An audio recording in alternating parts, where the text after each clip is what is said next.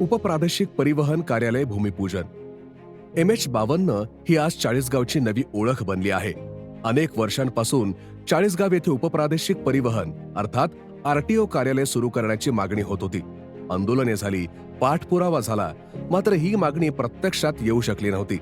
या पार्श्वभूमीवर आमदार मंगेशदादा चव्हाण यांच्या प्रयत्नातून 2 वर्षांपूर्वी चाळीसगाव येथे उपप्रादेशिक परिवहन कार्यालय सुरू झाले आणि MH52 ही ओळख राज्यासह देशभरात अधिकृतपणे नोंदली गेली।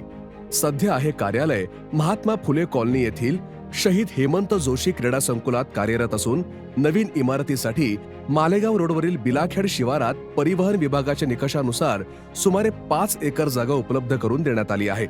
त्यानंतर कार्यालयाच्या स्वमालकीच्या इमारतीसाठी सातत्याने पाठपुरावा करण्यात आला आणि महायुती सरकारकडून 26 कोटी रुपयांचा निधी मंजूर करण्यात आला। या निधीतून उभारण्यात येणारे उपप्रादेशिक परिवहन कार्यालय आधुनिक तंत्रज्ञान, नियोजनबद्ध रचना आणि सर्व सुविधांनी सुसज्ज असेल। जिल्ह्यातील अत्याधुनिक RTO कार्यालयांपैकी हे एक महत्त्वाचे केंद्र ठरणार आहे। दुमजली इमारतीमध्ये प्रवेश लॉबी, माहिती कक्ष, परवाना व नोंदणी विभाग, प्रशिक्षण व कॉन्फरन्स हॉल, संगणक सर्व्हर रूम, सिस्टीम ॲडमिन कार्यालय, अभ्यागत कक्ष, प्रतीक्षालय, स्वतंत्र वाहनतळ तसेच महिला व पुरुषांसाठी स्वतंत्र स्वच्छतागृहे अशा सर्व आवश्यक सुविधा उपलब्ध असतील। या प्रकल्पाचे सर्वात महत्त्वाचे वैशिष्ट्य म्हणजे स्वयंचलित व्हेइकल टेस्टिंग सेंटर।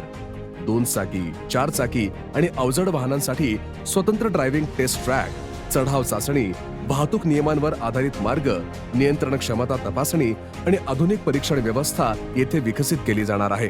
यामुळे वाहन परवाना, वाहन नोंदणी, फिटनेस चाचणी, प्रशिक्षण आणि इतर सर्व RTO सेवा एकाच छताखाली उपलब्ध होतील। डिजिटल प्रणालीमुळे कामकाज अधिक पारदर्शक, वेगवान आणि नागरिकाभिमुख होणार आहे। आज राज्याचे जलसंपदा मंत्री नामदार गिरीश भाऊ महाजन, पालकमंत्री नामदार गुलाबरावजी पाटील यांच्या शुभ हस्ते व मान्यवरांच्या उपस्थितीत या नूतन उपप्रादेशिक परिवहन कार्यालय इमारतीचे भूमिपूजन होत आहे। चाळीसगावमध्ये उभारल्या जात असलेल्या आधुनिक शासकीय पायाभूत सुविधांमधील हा आणखी एक महत्त्वाचा टप्पा असून भविष्यात नागरिकांना अधिक सुलभ, जलद आणि दर्जेदार परिवहन सेवा उपलब्ध करून देण्यासाठी हा प्रकल्प निश्चितच उपयुक्त ठरणार आहे। जय हिंद, जय महाराष्ट्र, जय चाळीसगाव।